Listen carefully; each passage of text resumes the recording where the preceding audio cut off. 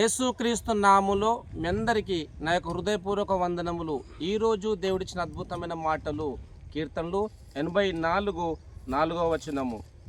నీ మందిరమందు నివసించువారు ధన్యులు, వారు నిత్యము నిన్ను స్తుతించుదురు. Amen, amen, amen.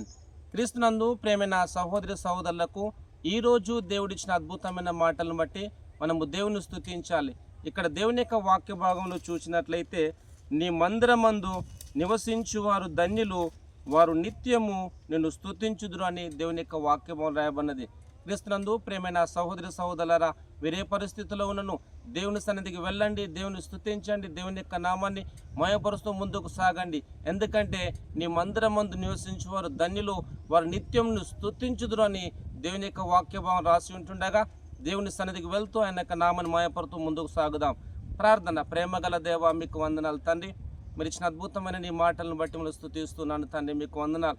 నీ మందిరమందు నివసించువారు ధన్యులు, వారు నిత్యం నుండి స్తుతించుదురు అన్నావు తండ్రి, మీకు వందనాలు. ఈ ప్రోగ్రాం చూస్తున్న ప్రతి ఒక్కరు తండ్రి ప్రభా, నీ మందిరంలోనికి వెళ్ళి నిత్యం స్తుతిస్తూ ముందుకు సాగడానికి ఆత్మ సహాయం దయచేయండి.